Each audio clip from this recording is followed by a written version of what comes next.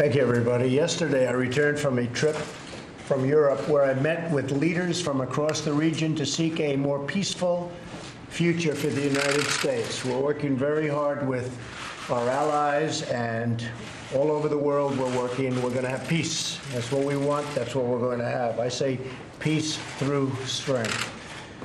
I have helped the NATO alliance greatly by increasing defense contributions from our NATO allies by over $44 billion, and Secretary Stoltenberg was fantastic. As you know, he reported that they've never had an increase like this in their history, and NATO was actually going down as opposed to going up. And I increased it by my meeting last year, $44 billion, and this year will be it'll be hundreds of billions of dollars over the coming years. And I think there's great unity with NATO.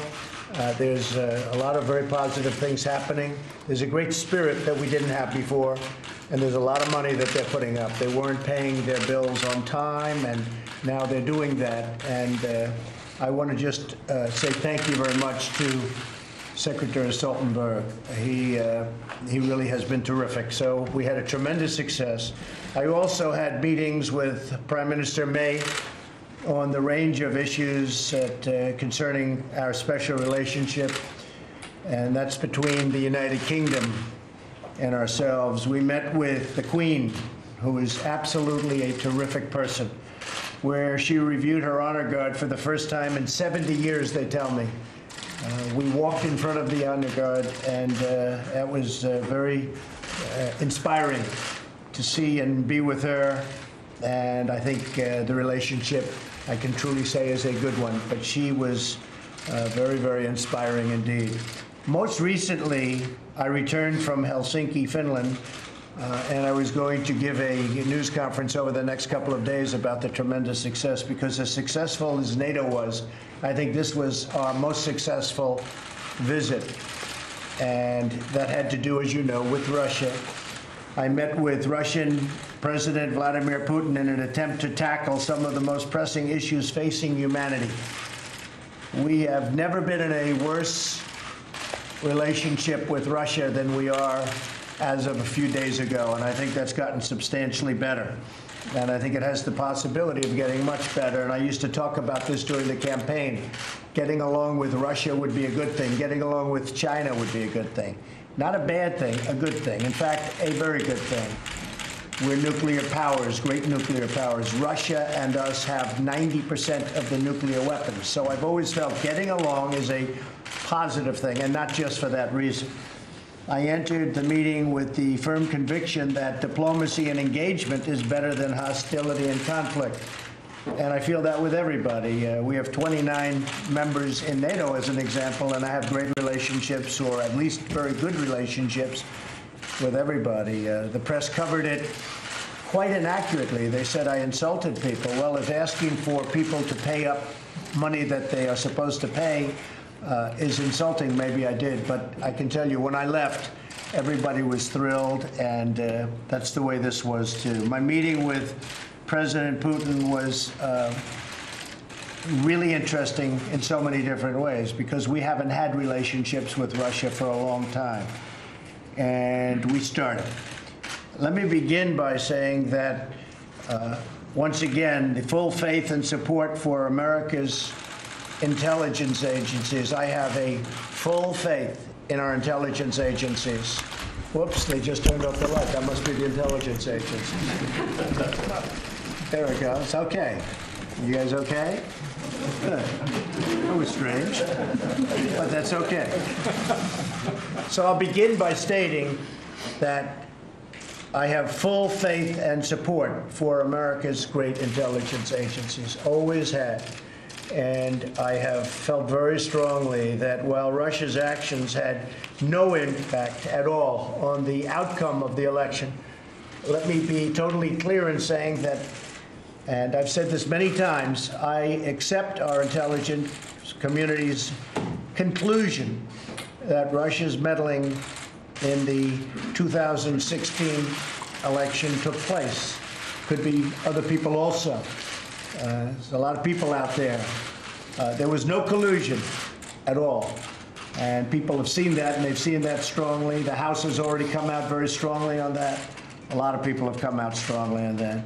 I thought that I made myself very clear by having just reviewed the transcript.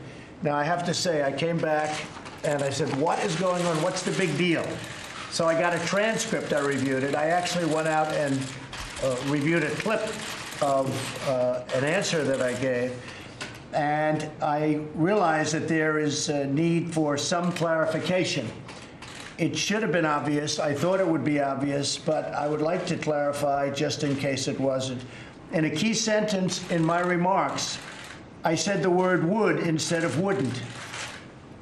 The sentence should have been, I don't see any reason why I wouldn't, or why it wouldn't be Russia. So just to repeat it, I said the word would instead of wouldn't. And the sentence should have been, and I thought it would be maybe a little bit unclear on the transcript or unclear on the actual video. The sentence should have been, I don't see any reason why it wouldn't be Russia.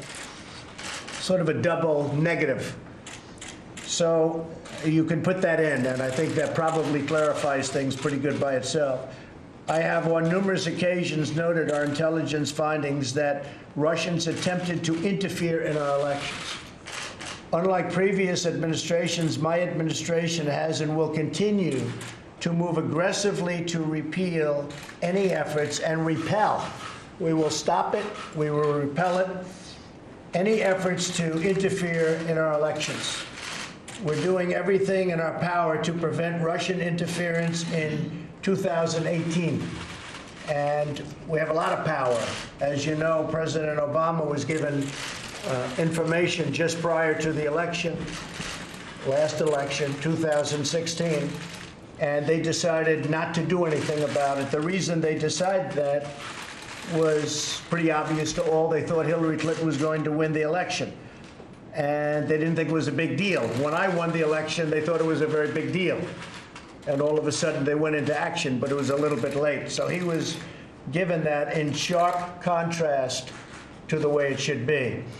And President Obama, along with Brennan and Clapper and the whole group that you see on television now, probably getting paid a lot of money by your networks, they knew about Russia's attempt to interfere in the election in September, and they totally buried it.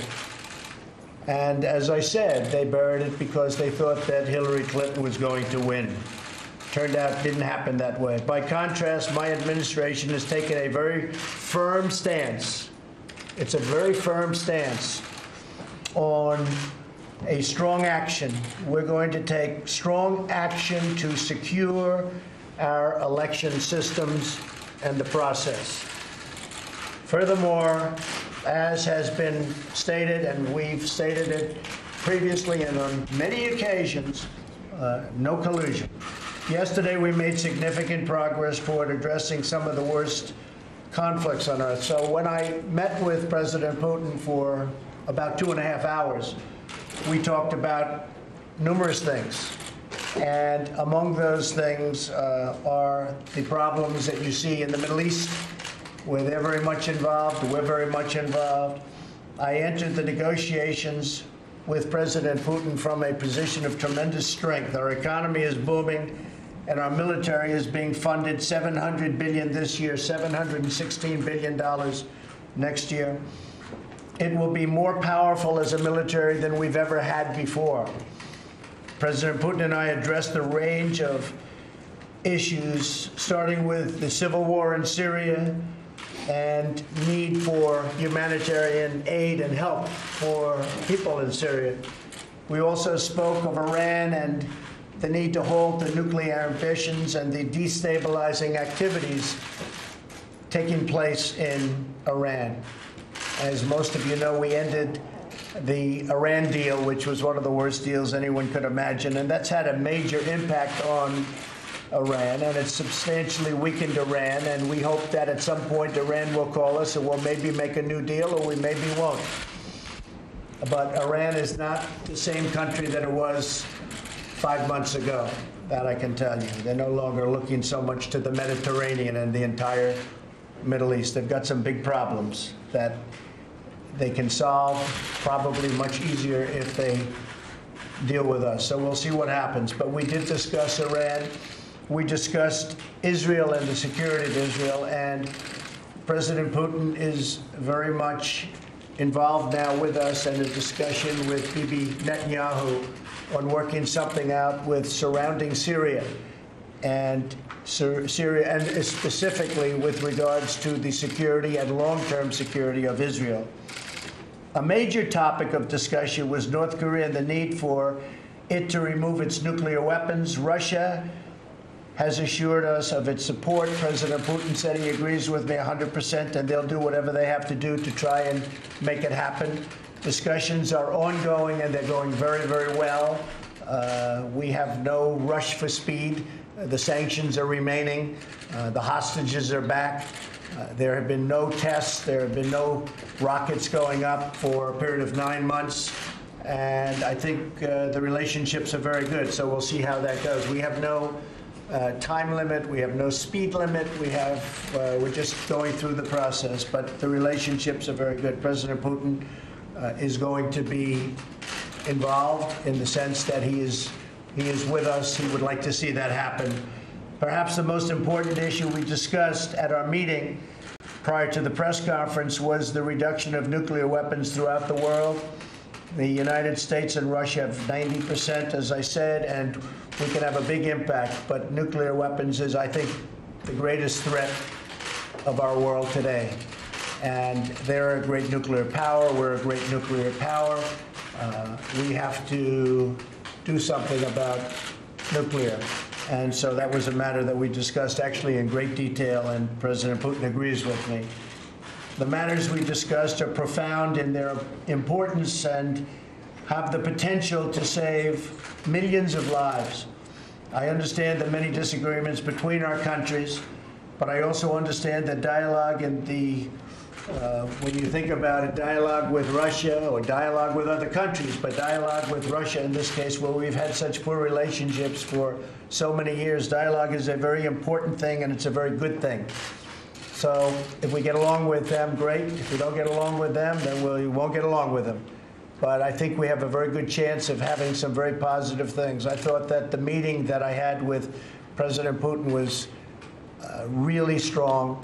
I think that they were willing to do things that, frankly, I wasn't sure whether or not they would be willing to do. And we'll be having future meetings, and we'll see whether or not that comes to fruition. But we had a very, very good meeting. So I just wanted to clear up. I have the strongest respect for our intelligence agencies headed by my people.